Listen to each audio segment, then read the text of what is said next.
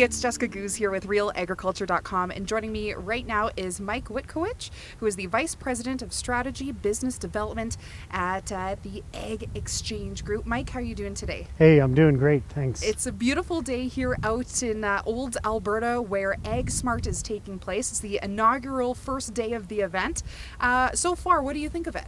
I love it. You know what? This is a great event. The weather is very much cooperative. Great sessions going on. A lot of great topics on data management and agriculture and using it all, and very thought-provoking. No kidding. And very, I would say, time sensitive, right? This is the perfect time to be talking about this and technology and everything. And that's what we're going to be talking about today with you, is we're talking about traceability and how it kind of meshes with data. What was the key takeaway from the message that you wanted to give to farmers today?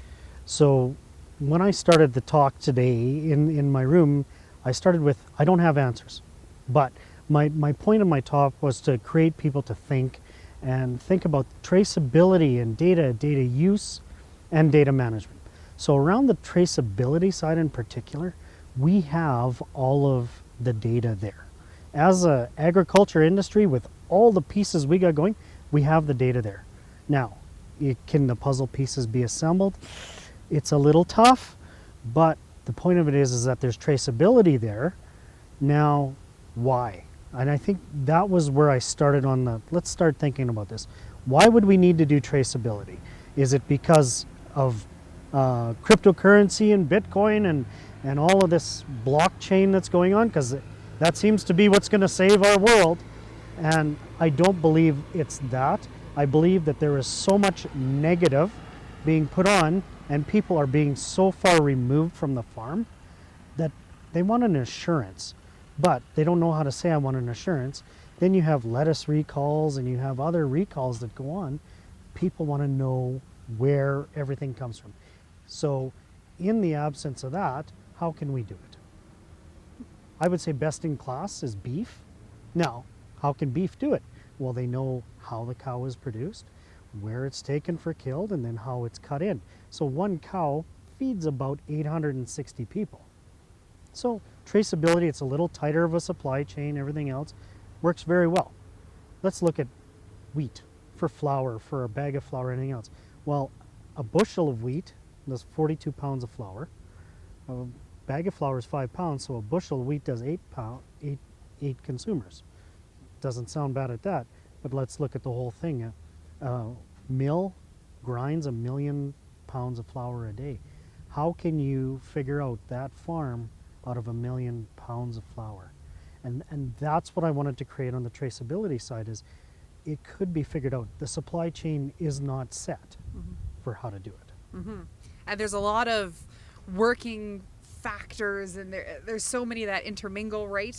When we were talking prior to this interview, I think the good example that you gave is with a pail of water. Explain to the people that on how it really is, it's hard to trace back. Yeah, so on the traceability side or data management, think of a traceability or data as a bucket of water. And when we go throw it in a pool, we can't get our bucket of water back.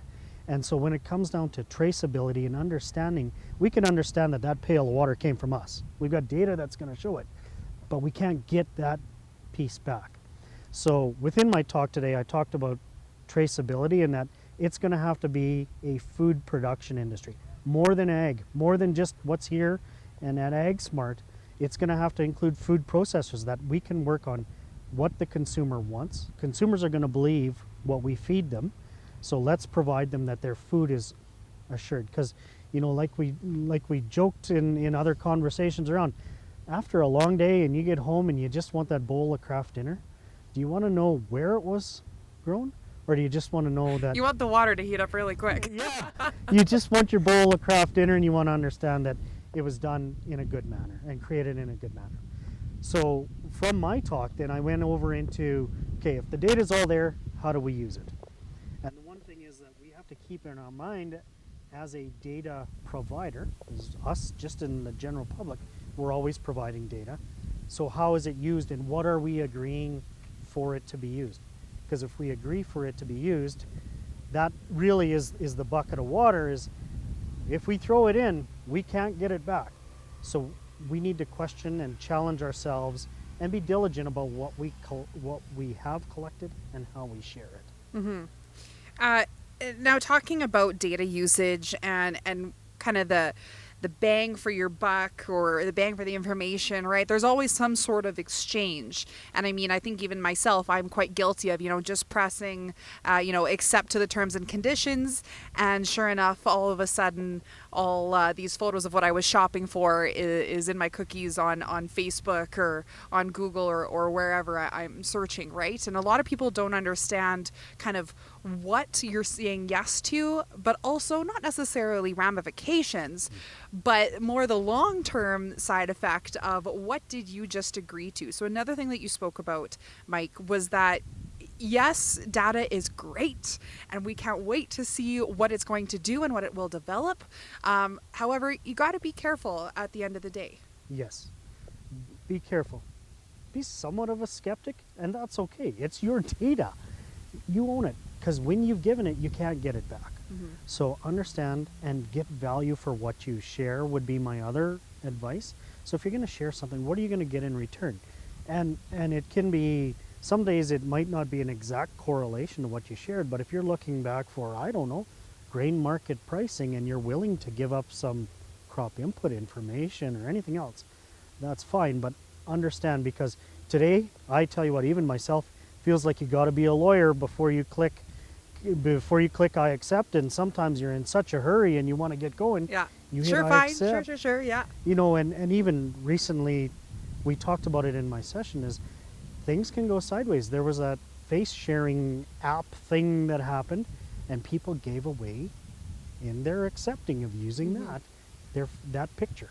And that's what we need to always be in mind of, is it going to be used for good, and what do we get back? Yeah. Or is it going to be used for bad, right? There's Yep. always those unfortunate kind of companies out there that might use it. I think I heard even another thing with those spit testings for DNA, right? Yes. And how that's going to be going into this gigantic bank of DNA, which is cool at the end of the day. But do you really want to be in that? I don't know about that, right? So Right. especially when it comes to farming, when you, like you said, giving away certain implements or what you have for land or what you use on your crops, things like that, you really do have to be diligent of what you're giving away. Yes, be very diligent. If I had advice for anybody, and it was one of my recommendations in the room, be careful, be cautious. Doesn't mean stop. I'm not saying that. Just know what you're doing, because it's yours. Now, there isn't. I'm not saying that. I'm not saying it from a you can monetize it side. Just understand what you're sharing, but get value when you do share it. Share it. Yeah. Awesome. Thank you so Yeah. much for your time, Mike. I Well, really appreciate it. Thanks.